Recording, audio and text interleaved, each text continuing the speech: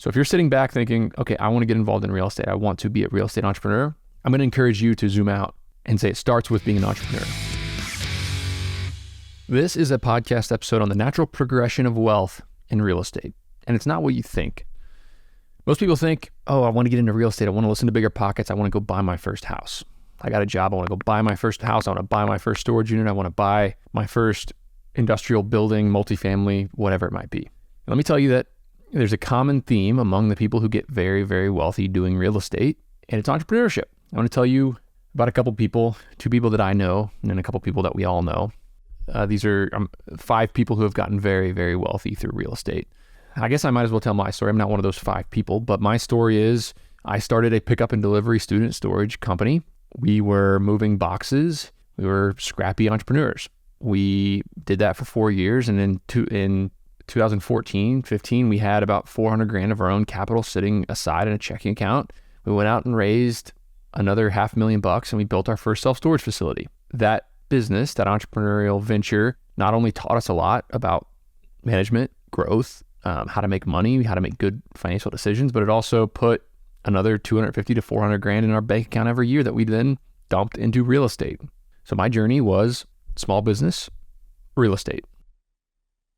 Another guy I know was an entrepreneur, scrappy entrepreneur, and just out of college, he was selling a bunch of t-shirts that he had a unique artist that he was working with that could create some very unique t-shirts, and he was selling them out of the trunk of his car, built up an apparel company, screen printing and apparel company, sold it to Fruit of the Loom for multi-millions of dollars. Then he used that capital to get into buying and flipping and selling big shopping centers. We're talking not strip malls, but shopping centers.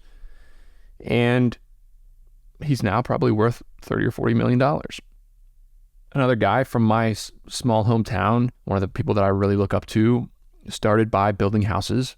Built a house for somebody, sold it, built another house, sold it, built another house, sold it. He was running a construction company, literally doing the framing, hiring the electric, building the houses, built up cash that way. And you fast forward 20 years, he's building and buying and selling nursing homes and has built insane generational wealth. Now let's talk about a couple people that everybody knows. You might, not everybody I guess knows, but this is, I'm holding up a book if you're looking at the YouTube video. It's called Risk Game by Francis Greenberger. Talks about his journey into Manhattan real estate in New York City. Came from an immigrant. His father had started what's called a literary agency, I guess, a publishing company. And they used the profit from that small business, which was very profitable and grew. And Francis grew that business to buy their first large apartment building in the 70s in New York City when nobody wanted to get into real estate.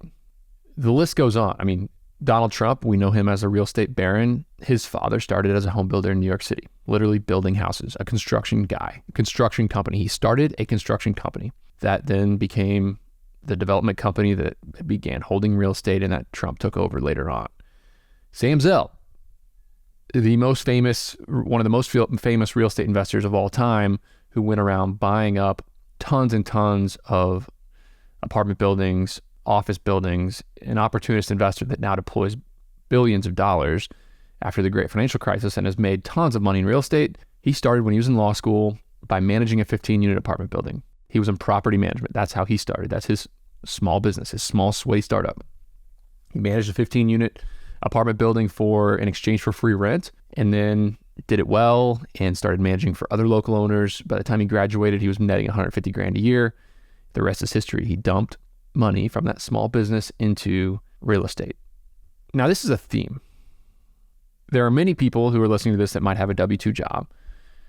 And I'm not saying at all that you cannot generate serious wealth in real estate using a W-2 job as a backer.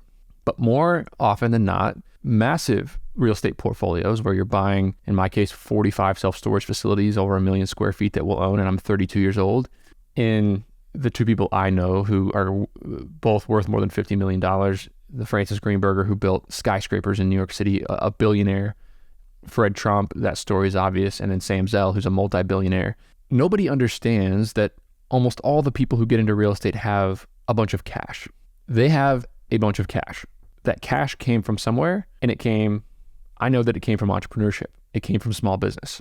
You don't just wake up as a 25-year-old like I did with 400 grand in the bank without running a small business. W-2s just don't do that. You don't wake up one day being able to buy giant buildings in New York City without getting the cash from somewhere. Now, if you're lucky enough to be born into a wealthy family, which Sam Zell was, Fred Trump was, Francis Greenberger was, if you're born into a wealthy family, you have a leg up because either A, you have a family business, or B, you have that capital already that was created by that family business in the case of Donald Trump. It all comes down to the capital. Juniper Square, the sponsor of our show, recently did a capital raising survey. And in this survey, they asked 142 senior executives at US-based commercial real estate firms a series of questions to understand the state of commercial real estate fundraising. It's an insanely valuable report with data on questions like, how much capital did you raise last year? How long did your last raise take? What type of investors are you raising the most from? And what strategies are working the best for you to find new investors? Download this report for free at junipersquareresearch.com. That's junipersquareresearch.com. Big thank you to Juniper Square for sponsoring the show. Before you go, we have a new sponsor of the show, recostseg.com. And if you bought a piece of real estate, you need to get a cost segregation study done. It's what allows you to get all that sweet, sweet bonus depreciation, and it's how real estate investors like me and many others pay almost nothing in taxes on an annual basis. You can cost seg a single-family rental, a short-term rental, or a large commercial property. recostseg.com is affordable and aggressive and super fast to turn them around. They've done 10 plus cost segs for me this year. They're going to do many more for me.